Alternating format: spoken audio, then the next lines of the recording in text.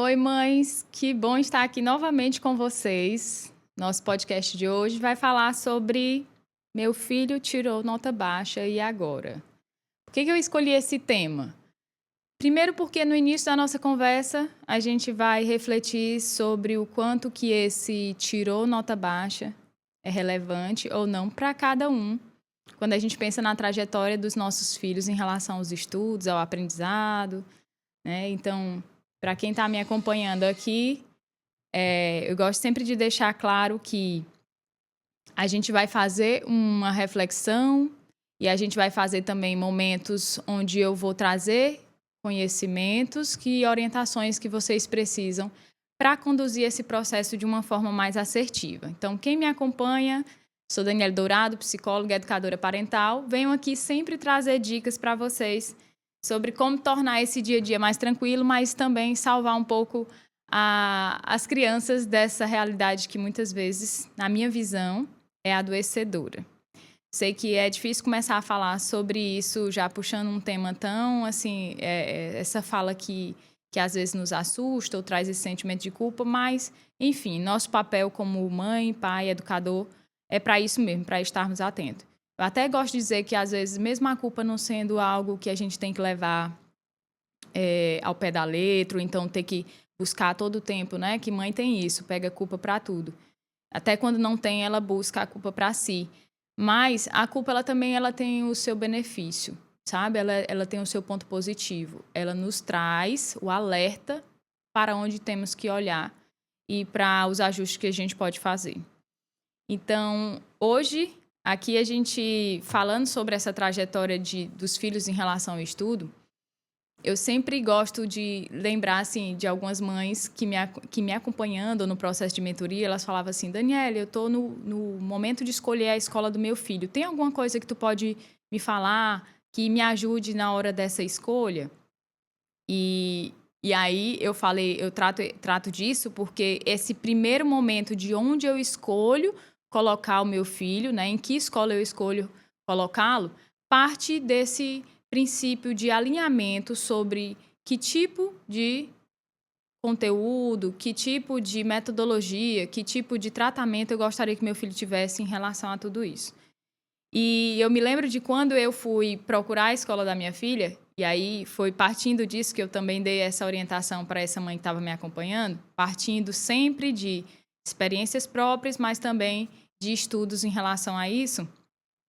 Quando eu cheguei na escola da minha filha, eu perguntei, me apresentem aí a escola e tal, né? E foi apresentado a parte, né, estrutura, como é que funcionava. Eu falei, entendi. Na metodologia de vocês, normalmente vocês costumam colocar, aí eu puxei, né, a sardinha para o meu lado, a disciplina positiva, vocês entendem como que ela funciona?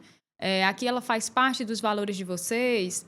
Então, eu fui para perguntas bem de interesses próprios, mas que no final das contas era um interesse em onde minha filha ia ficar e a quem eu estava confiando. E essa é uma parte muito importante, porque muitas vezes a gente realmente precisa, né? A criança precisa estar num lugar, numa escola, a gente vai trabalhar e tudo, mas a gente precisa saber se esse lugar que a gente escolheu, ele diz respeito aos valores que a gente quer que os nossos filhos carreguem para sempre. Por quê? E essa é uma frase que eu queria que vocês, né, guardassem dentro da mente e do coração. A escola, ela é estruturante para a criação da identidade. Primeiro porque ela vai fazer aquela criança que está desde o princípio entender como o mundo funciona, né? Então, antes da criança entrar na escola, ela está vendo como o mundo funciona através da família, com o olhar e com a vivência daquela família. Depois que ela vai para a escola, é como se a gente estivesse soltando ela para o mundo, né? Para o social. E aí é onde até existe esse confronto na cabecinha da criança, porque antes era um mundo que era só para ela, ali o mundo da casa, do cuidado, um olhar voltado para ela, e de repente ela está num ambiente que é um olhar coletivo, que é o nosso social. Então, para lá, nem todas as questões individuais dessa criança vão ser atendidas. Mas você precisa, sim, ter a certeza, ou pelo menos buscar essa segurança de que nesse coletivo, o teu filho é visto de forma individualizada e de forma personalizada, porque senão essa parte que é estruturante pode desestruturar. E eu sei que quando a gente faz todo o esforço para colocar os nossos filhos na melhor escola, não é com a intenção de desestruturar que a gente está colocando lá. Então, voltando nessa minha experiência de chegar e perguntar na escola como que eles aplicavam a metodologia, eu dou aqui uma orientação para vocês que eu acho muito válida.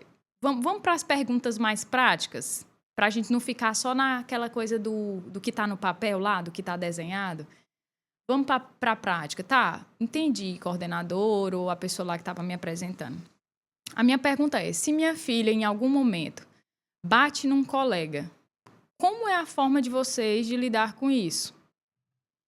E aí eu tive o retorno, né? Não, normalmente a gente vai conversar com a criança, se for o caso, a gente vai fazer ela refletir ou pedir desculpas. E eu disse, fui bem claro também. Então, o castigo, ele é uma opção aqui na escola de vocês? O ficar sem o recreio, ele é uma opção? E aí, a resposta que eu tive, não é uma opção, a gente tenta fazer de uma outra forma. E, claro, aquilo foi ocupando muito mais um lugar de segurança na minha mente, né? Tudo bem, pode ser até que não aconteça igual estão me dizendo, mas pelo menos estão me dizendo que vai ser assim. E essas perguntas mais claras, mais objetivas, né? Então, se meu filho não fizer a tarefa, como é que é o procedimento? Como que é conversado com ele? Então, todas essas questões, elas são importantes de serem perguntadas. Porque quando a gente vai para esse lugar, são apresentados outros aspectos, né? E eu acho realmente relevante você entender como seu filho será guiado nesse caminho.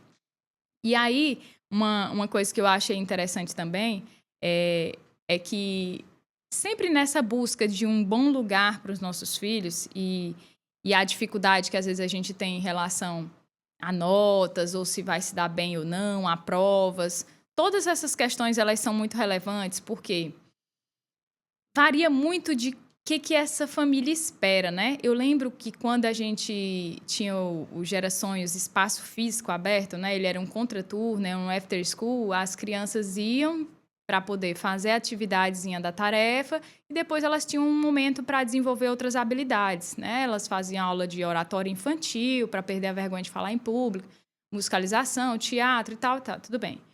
E eu me recordo de um pai que nessa proposta de, aqui é um lugar que a gente vai aplicar essa metodologia com seu filho, e aí, como lá eu entendi que ele tinha ido especificamente para a parte do acompanhamento escolar, que era uma das modalidades, um dos aspectos, e que eu até confesso aqui para vocês, não foi o motivo pelo qual eu abri o espaço, não era para ser um reforço.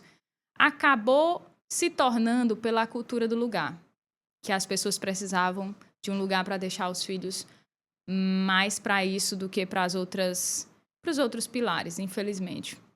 E esse foi até um dos motivos que eu acabei transformando esse espaço físico em um espaço online, porque eu entendi que era mais fácil eu alcançar aqui as pessoas que são os responsáveis, que vão estar atentos a como fazer com que essa vida e essa trajetória estruturante fosse saudável e eficaz para os filhos.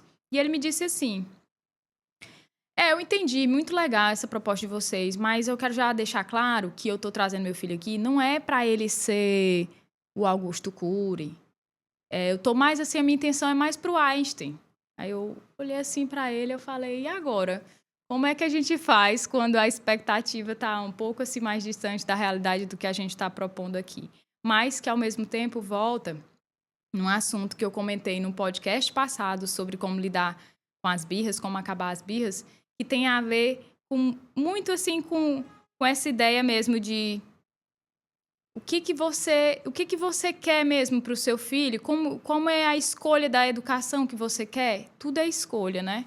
E ele escolheu, o que ele estava me dizendo eu quero que você desenvolva a inteligência dele, a parte conteúdo, eu não quero que você vá aqui analisar se ele está feliz, se ele está triste, né? Que uma das propostas maiores lá era o socioemocional, trabalhar essa emoção da criança.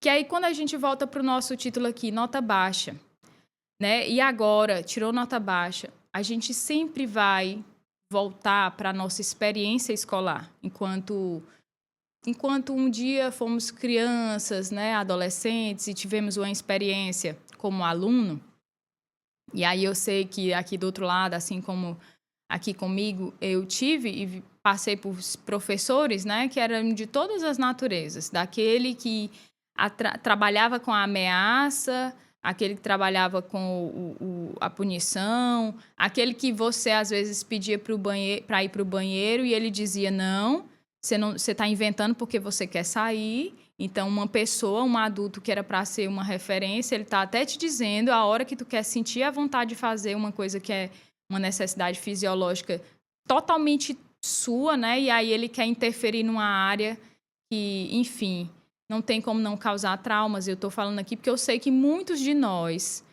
estamos na posição agora de sermos as pessoas que vão ali, juntamente com a escola, guiar os estudos e esse lugar, né, dos nossos filhos. Mas olha como que é difícil a gente fazer isso com tantas feridas que nós temos do nosso passado, da forma como nós fomos educados, das escolas tradicionalistas, conteudistas, e que não enxergava o ser humano além da nota baixa ou da nota alta, né? Que às vezes muita gente vai até lembrar que às vezes existiam as salas dos CDFs, as salas dos bagunceiros, então sei nem que sala eu estava, então olha o tanto que é importante. Se eu estava, então, na sala dos bagunceiros, aquilo estava sendo um rótulo e uma mensagem para mim, que eu sou uma bagunceira. Se eu estava na sala do CDF, então, se eu estou na sala do CDF, eu tenho que só estudar e eu não posso ser bagunceiro. E, cara, que é coisa melhor do que você ser um bagunceiro, que está tudo certo e que você consegue, inclusive, atingir os objetivos da aprendizagem sem que a nota seja um rótulo, né? Sem que a nota seja um problema. E eu acho que assim, a gente precisa cada vez mais trazer essa reflexão e essa discussão, porque senão nós que pagamos o preço, vamos fazer os nossos filhos pagarem também, se não fizermos nada. Então, está realmente em nossas mãos fazer algo diferente. A gente sempre tem que olhar para esse papel todo da dificuldade escolar, ou notas, ou qualquer coisa assim, como uma tríplice mesmo de escola, casa, né, que são ali os pais e a própria criança. Só que eu ainda colocaria a criança como um centro, porque vou falar até uma coisa interessante aqui para vocês. Quando a gente matricula, né, nossos filhos, tá lá, eu matriculei a Áurea. Fui lá, matriculei e tudo. De repente, eu em alguns atendimentos ou mentoria que eu faço com mães que estão preocupadas com isso, com a dificuldade, com a reprovação, com a nota baixa e tal, eu sinto que é como se a mãe estivesse matriculada, sabe? O pai estivesse matriculado. Porque ele rouba tanto essa autonomia dessa criança sobre como ela vai desenvolver essa realidade dos estudos, como ela vai se desenrolar naquela escola, que é como se fosse assim, ó, pega lá, hoje em dia, as agendas antigamente eram mais, né, manuais, assim, mais escrita, física, agora está tudo mais no digital. Quando uma mensagem chega, por exemplo, lá em casa, chega na agendinha da Áurea, eu chamo ela e eu, filha, vem cá, acabou de chegar aqui uma mensagem para você da sua escola. Tá me dizendo aqui que a sua tarefa foi incompleta. Na verdade, até refaço aqui o que eu digo. Tá dizendo aqui, a professora está tentando te dizer que a tarefa foi incompleta. Ela usou esse e-mail aqui para comunicar. Como é a mamãe que fica com o celular, dá uma olhada aqui com a mensagem que chegou para você.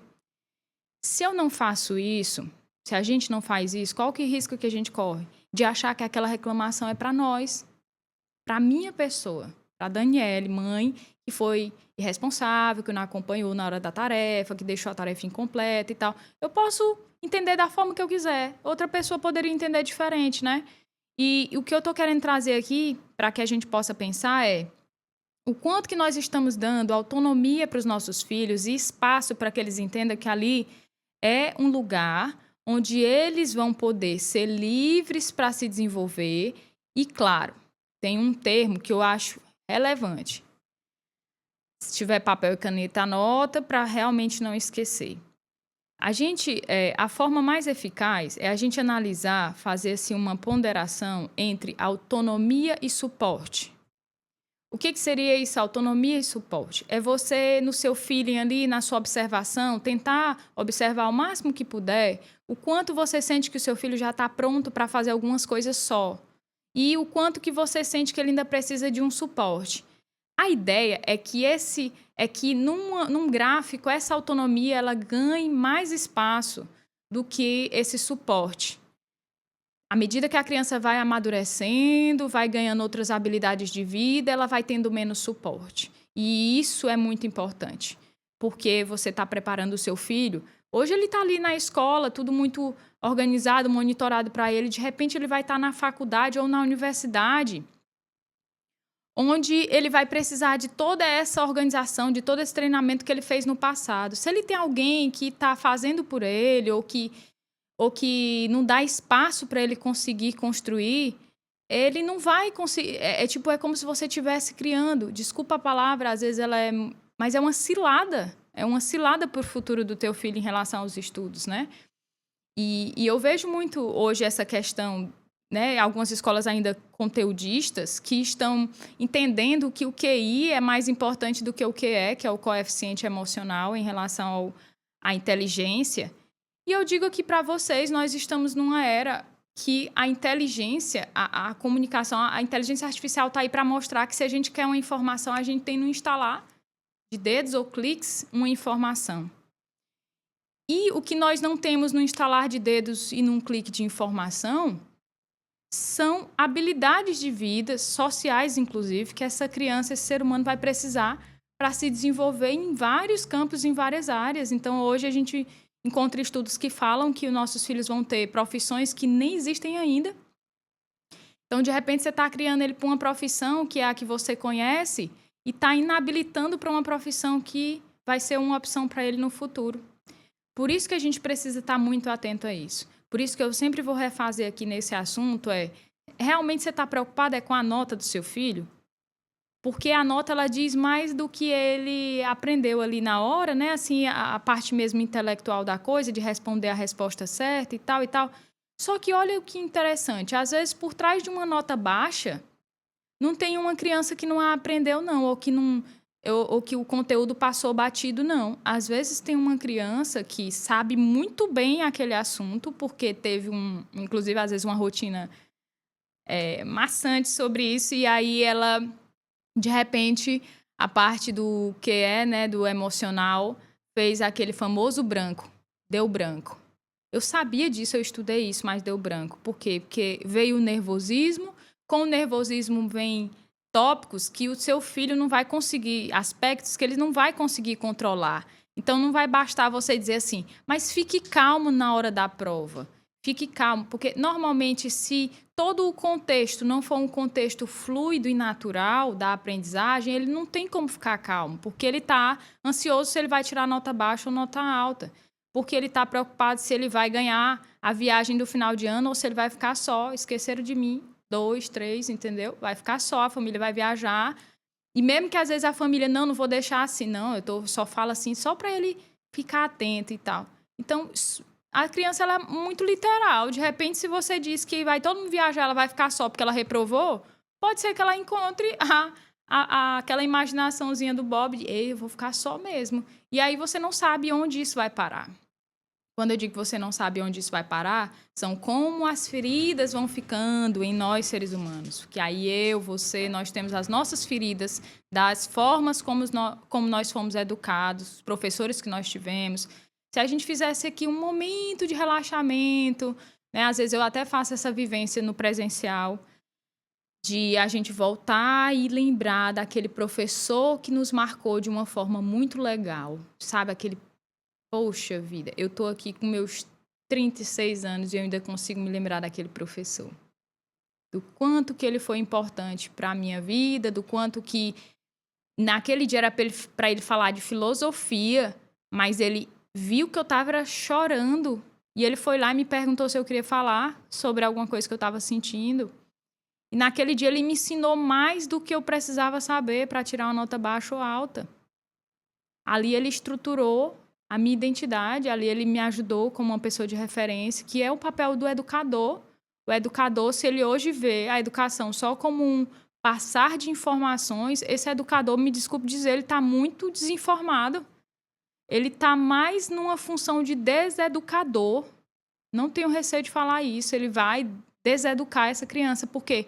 Primeiro porque ele está lá numa posição onde ele vai dizer como as coisas vão ser. Se essa pessoa que está nessa posição diz uma coisa totalmente ineficaz ou prejudicial para essa criança, vai ser absorvido, entendeu? Vai ser absorvido por essa criança. Então, a gente precisa ter muito cuidado com isso. Esses dias, eu estava... Na verdade, essa semana, eu conversando com meu esposo, a Áurea tá na semana de prova, passou agora a semana de provas dela, né? E nós temos... lá a gente faz como? Volto a dizer, cada um tem a sua forma de fazer.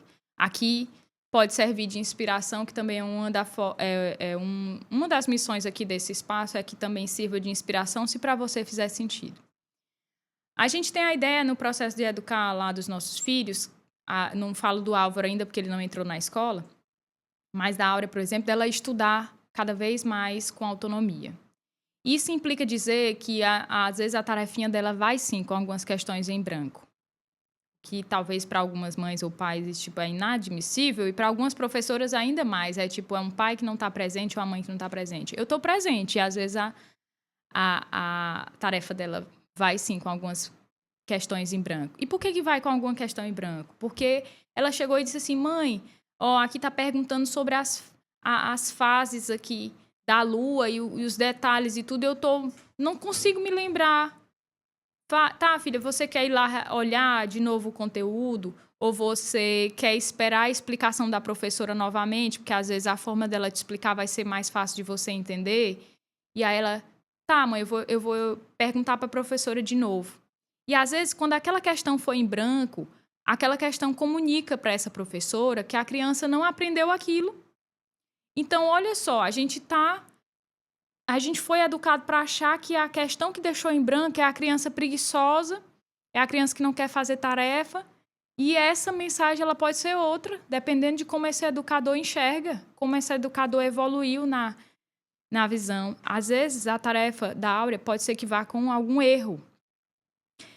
E aí, às vezes, aquele erro, a professora vai olhar e vai dizer assim, não, essa mãe que não ajudou a criança a corrigir. Pode ser. Às vezes eu posso ir lá com ela e dizer assim, filha, dá uma lida de novo, você escreveu aqui, dá uma lida rapidinho. Eu vi o erro ali, dá uma lida rapidinho. Às vezes, numa releitura, ela, mãe, eu errei aqui. Então, olha que processo e habilidade de vida, uau. É tipo, ela se dando conta. Depois, ela tendo a opção de ela segurar a borracha. Tomar um gole de água. Essa é a parte que aí... Quem aí é o pai ou mãe? Gente, não é certo ou errado, nem crítica não, mas a gente tem que falar sobre isso. Quem é aquele pai e mãe que senta do lado, se não tiver a criança no reforço, e já segura a borracha? Já segura a borracha porque já está esperando o erro. Apague e faz tudinho de novo. Preste atenção, apague e faz tudinho. Tu errou de novo esse negócio, não acredito não. Então, é como se, às vezes, até aquele símbolozinho, aquela borracha, já mostrasse para a criança ou já desse uma sensação de aversão que a gente, como pai e mãe, não quer, né? Que os nossos filhos criem aversão com tarefa, com estudo, mas a gente tem pequenos atos aversivos. Então, olha só onde eu quero chegar e como eu estou fazendo. Por isso que a orientação é muito importante, porque eu preciso saber onde eu quero chegar e eu preciso saber se eu estou indo para o caminho que eu quero chegar. E quando essa criança ela segura a borracha, ela entende que ela está no controle, ela está na autonomia. Ela foi matriculada na escola, não você está matriculada na escola. Não, Daniela, mas eu tenho sim esse papel de estar ajudar. Tem. Suporte. Suporte não é fazer pela criança, não é ficar apontando erros, não é ficar desencorajando. Essa é a palavra até que eu queria trazer para vocês. Quando você dá a opção da criança apagar, ela começa a enxergar aquilo de uma forma tão natural que é a nossa intenção, é que as crianças percebam, adolescentes, até nós adultos, que o erro faz parte. E para aprender a caminhar, ela caiu demais, então faz parte errar. E que o erro, inclusive, é um mantra que eu sempre coloquei com a Áurea desde sempre. Eu repetia, filha, nossa, você errou, então quer dizer que você tem uma nova chance agora. Na hora que você usar essa borracha, uma nova chance surgiu para você. Então, tudo é onde a gente coloca a lupa. A lupa era no erro ou é na chance que ela tem de acertar na próxima? Na chance que ela tem de rever e reler aquilo ali e tirar as próprias conclusões? E E eu sei, sim, que nós estamos falando, às vezes, aqui de mães que estão assistindo e tem essa preocupação toda com nota, com tudo, com a aprovação, porque, enfim, repercute mesmo no ano daquela criança. E eu sei que, às vezes, eu posso estar falando aqui com mães que têm crianças com a dificuldade, por exemplo, do TDAH, da dislexia, que são problemas realmente relacionados à aprendizagem. Para isso, não é que o que eu estou dizendo aqui não valha. Pelo contrário, tudo isso aqui é válido para qualquer pessoa, qualquer ser humano, independente do diagnóstico. Quando a gente tem um diagnóstico na nossa frente, no nosso caminho, a gente apenas faz adaptações, mas a gente não esquece tudo isso que é como se fosse a base. Primeiro, porque o diagnóstico nunca pode vir primeiro que a pessoa. Antes da Maria ter o TDAH, ela é a Maria, que tem um monte de potencialidades. Ontem mesmo eu estava no consultório presencial, aí eu saí com uma criança que eu estava atendendo, e aí um adulto que chegou, disse assim, viu a criança pulando e tudo, e falou, essa daí é mais uma das hiperativas, né? Aí eu olhei assim, eu falei, é verdade esse bilhete? Eu disse, ainda tem adultos que, tudo bem, faz parte. Eu falei, esse aqui é o fulano de tal, uma criança maravilhosa. Aí ela se tocou, né? Aí ela, as crianças são maravilhosas mesmo, meus filhos são... Aí, né, tudo bem. O que eu quero dizer?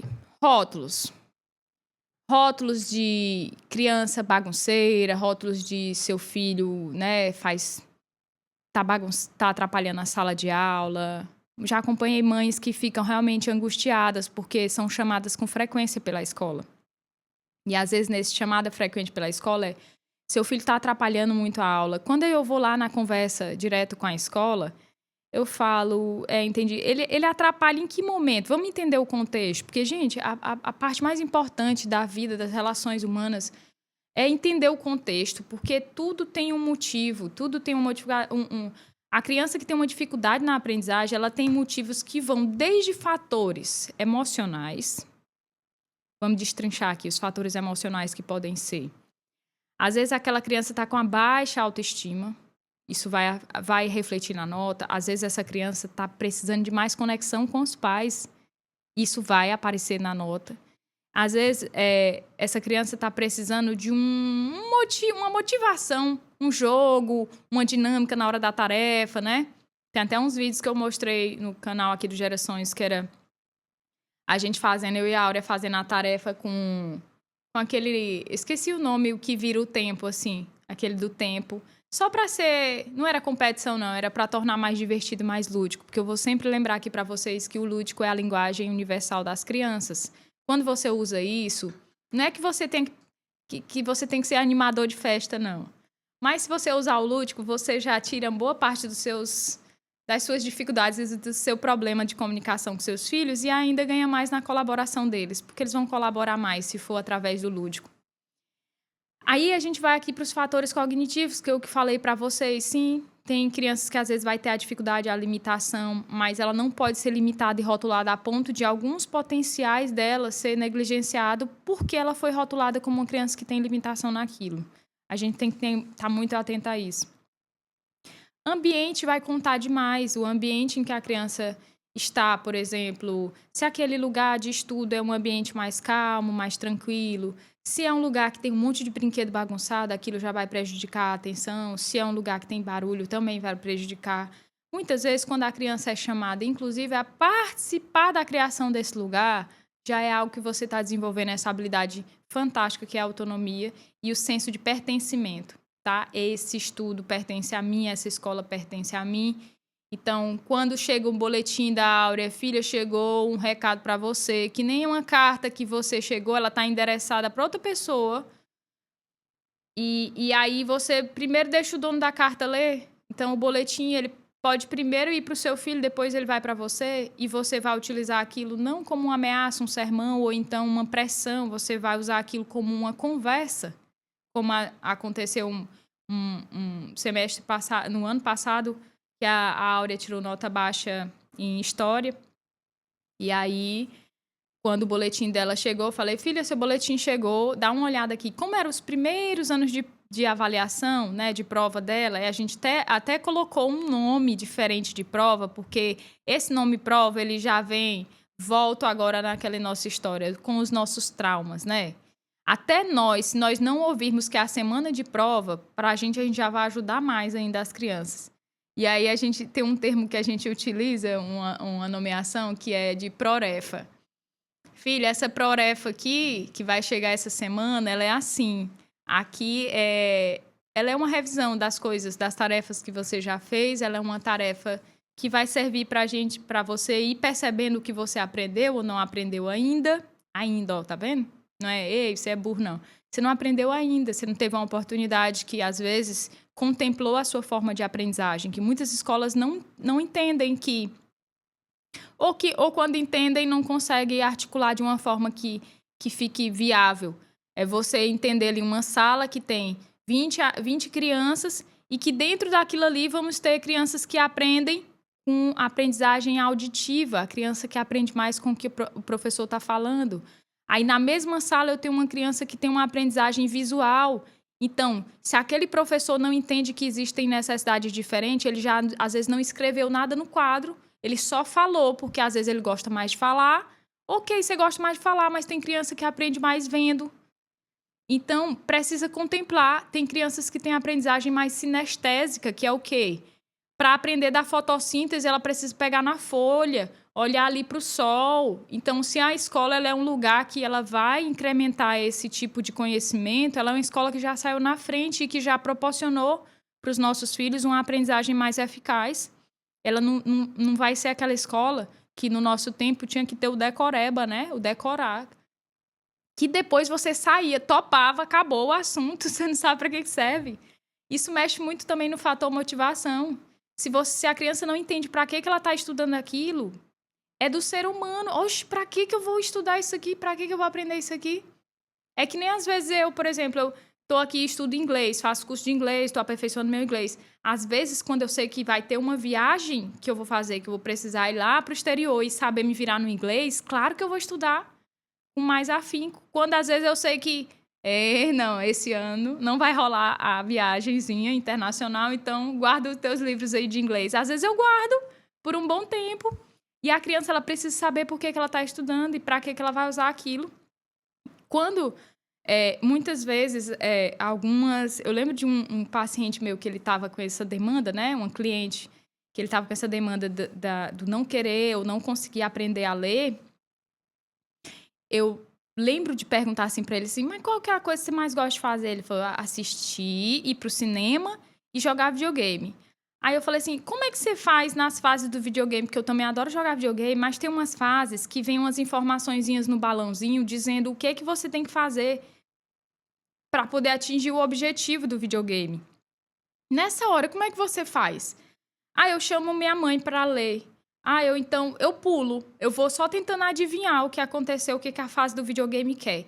Aí eu vou lá e... Mas e se você mesmo conseguisse decifrar o que essas palavras querem dizer para você não precisar chamar alguém ou então tentar ficar adivinhando? Você acha que seria legal? Tia, seria muito legal. Então, às vezes pode morrer ali, eu não preciso ficar. Então estude. Então por que você não lê? Não. Às vezes só aquilo ali já ficou. Olha, se eu aprender a ler, vai me servir para jogar videogame, a coisa que eu mais gosto de fazer. Pronto, ali você já mexeu com a motivação da criança. Você adora cinema? Ei, como é que você faz quando aquele seu filme favorito, ele tem legendas? Não apareceu no dublado. Como é que você faz? Tia, eu vou, mas eu não entendo muito, mas eu vejo as cenas. Nossa, e como seria legal se você entendesse, né? O que tá dizendo lá na legenda? E aí, ponto. Aí você já despertou algo na criança de, olha, se eu aprender a ler, eu vou conseguir assistir meus filmes legendados com mais facilidade. Então, encontre nessa posição sempre de observador e detetive dos seus filhos o que é a motivação para os estudos. Porque se a motivação dele for só tirar nota baixa, nota alta, aí você está sendo, sem querer ou querendo, uma pessoa ansiogênica. Desculpa, a palavra é pesada, né? Porque... é pesada a palavra ansiedade hoje, depressão, todas palavras que nos trazem sentimentos, assim, inclusive de angústia, porque antigamente não se via falar de crianças com depressão, com ansiedade. Hoje é a coisa mais comum, infelizmente. Mas eu vivo de esperanças e não só de esperança, de atitudes. Esse momento de troca aqui com vocês é que é para que cada vez mais a gente tenha essa atualização e essa busca de ambientes mais saudáveis, de relações mais saudáveis, para que os nossos filhos não caiam nesses números de crianças ou adolescentes com ansiedade ou depressão ou qualquer coisa em relação a tudo isso. Então, tem alguns pontos que você pode... vamos lá pontuar. Se você tiver com papel e caneta aí, você pode anotar. Vou esperar um minutinho. Ou então, quem está assistindo esse vídeo já gravado, já pode parar um pouquinho, pegar. Vamos para algumas estratégias sobre como facilitar o dia a dia dos estudos do seu filho. Primeiro, pode ser clichê ou não, uma rotina previsível, ela estável, vai ajudar muito o teu filho. Primeiro que rotina, ela já é ansiogênica, ela já dá uma previsibilidade para a criança. Aquilo ali, mesmo que seja uma coisa que ela não goste ou não goste, só de ser previsível já é mais saudável. Quando você está construindo essa rotina, e vale dizer que é muito importante que ela seja construída junto com seu filho. Se for você construindo a rotina para ele, é por isso que muitas vezes você vai dizer, não, aqui eu fiz a rotina, nunca deu certo, Daniele. Normalmente não é uma rotina que a criança participou, é que você colocou o que ela deveria fazer. Isso não é uma rotina, não é um acordo, não é um combinado, isso é uma ordem. Você vai estudar tal hora, fazer tal coisa tal hora e tal.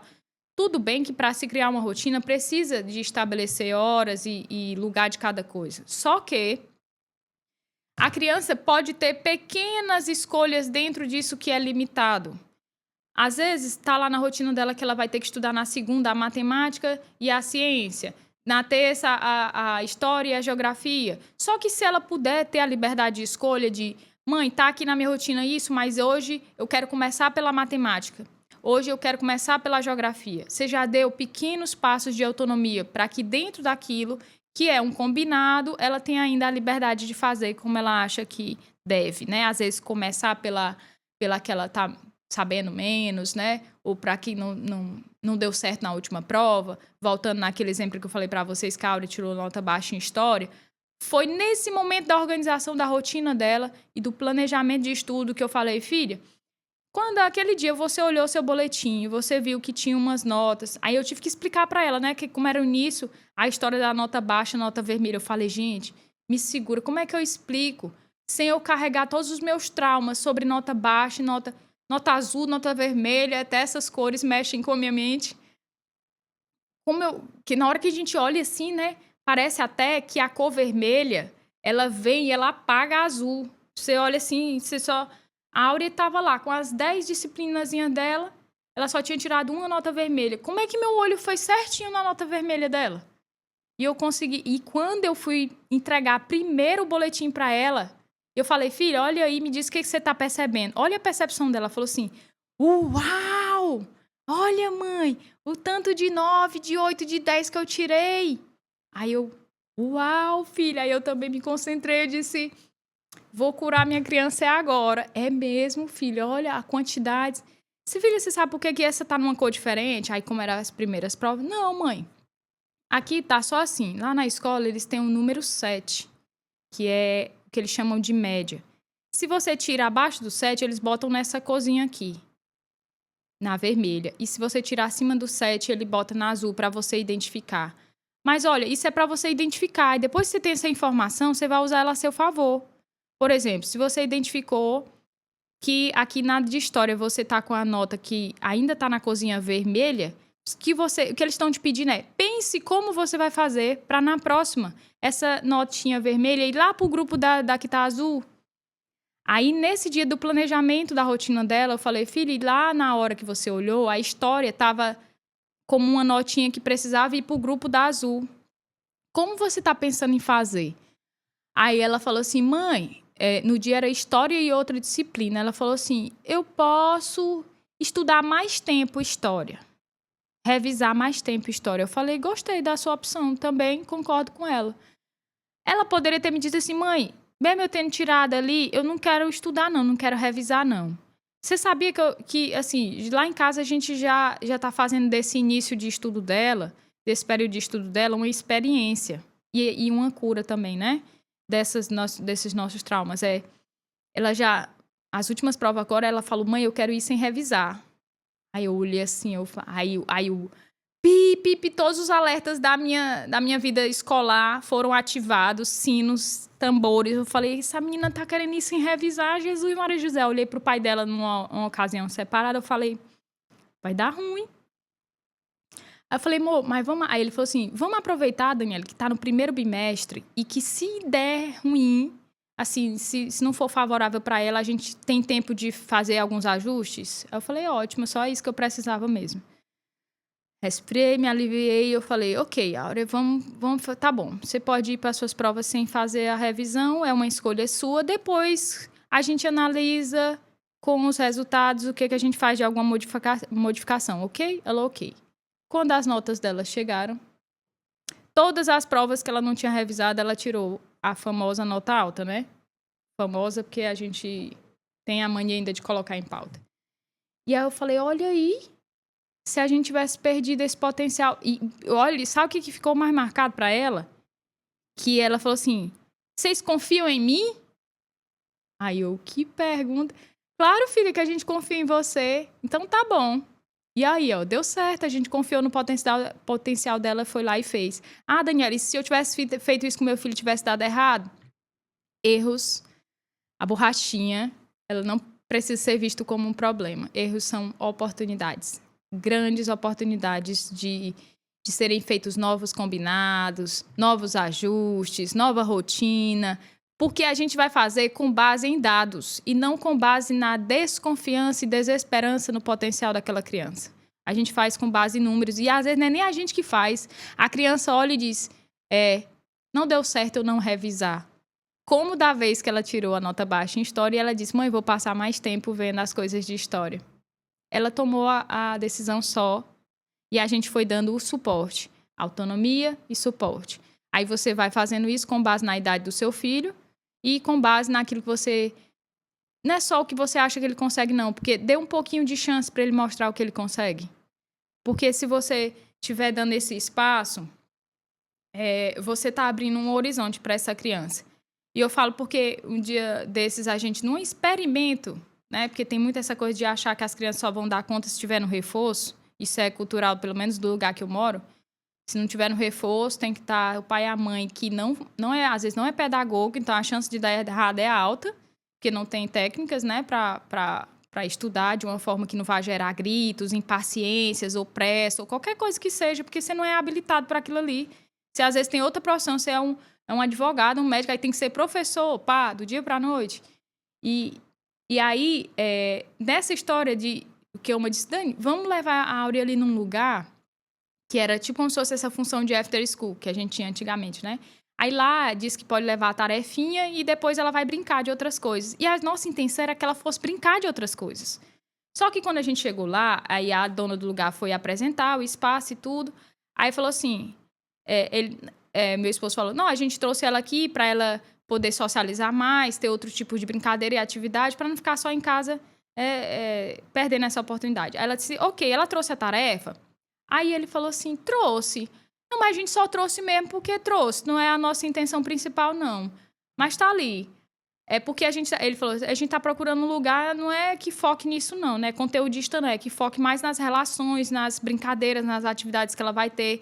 Aí ela, não, pois aqui é exatamente isso que você tá buscando. Aqui é um lugar que não é conteudista. A gente prepara a criança para brincar de outras coisas e tal. Mas deixa eu dar só uma olhadinha aí na tarefa dela. Aí eu olhei assim pra ele, eu falei, é pra acabar. Então, assim, desculpa o termo, mas era pra não ser conteudista, mas era. Aí eu falei, ok. Aí, nesse momento, eu tava com meu filho menor, o Álvaro, de 1 ano e 9, lá na outra salinha que ele tava fazendo um experimental. Que aí eu engoli seco aqui, porque eu engoli seco no dia. No experimental do Álvaro, era uma sala cheia de brinquedos. Aí ele tinha que estar socializando, brincando. Só que a criança não podia pegar nos brinquedos. Desculpa eu estar rindo aqui. Eu vou beber água. Não podia pegar nos brinquedos porque tinha que fazer a brincadeira que a professora estava dizendo. Oxi, se tu tem que fazer a brincadeira que a professora estava dizendo, por que ali não tinha um monte de armário fechado? E tava lá na frente da criança de 1 ano e 10 meses, só o brinquedo que ela podia. Aí... sabe, uma sequência de não com não, não e não. Aí o Álvaro ia pegar, não, agora não. Primeiro a pintura. Aí ele ia lá no ônibus, que ele ama ônibus. Epa, não faça bobeira. Aí eu, Jesus, alguém me tira daqui, por favor.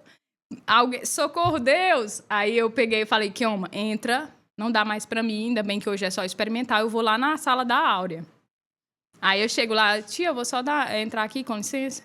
Aí a Áurea chegou, aí ela disse assim... Aí tava lá a Áurea fazendo a tarefinha. Aí a Áurea, terminou, tia, só tá faltando só essa daqui. Aí a professora falou, a do reforço fez assim. Aí tá perguntando por que o ano é bissexto, ó. Por que o ano é bissexto? Aí você diz, é porque ele tem tantos... Aí, bora, pega o seu lápis. É porque... Aí foi ditando, aí eu... Socorro, Deus, me tira daqui! Meu trabalho de experimentar a minha criança, conseguir desenvolver só a autonomia dela, tá indo por água abaixo em questão de segundos. Aí a gente saiu, né? Eu falei, Kioma, pra casa agora. Aí dentro do carro, foi muito engraçado. A Áurea falou assim, eu falei, filha, a Áurea tem 7 anos, né? Filha, a gente te trouxe aqui pra um lugar, era uma experimental... Tá, o que você achou do lugar? Mãe, adorei. Eu falei, eita, desculpa a palavra. Adorou? Foi. Mas como assim, filha? Aí eu disse, eu observei lá na hora da sua tarefa que a professora leu por você, respondeu por você e ditou pra você responder. Aí ela, foi, eu não pedi não, mas ela fez isso. Aí ela fez um sorrisinho no rosto.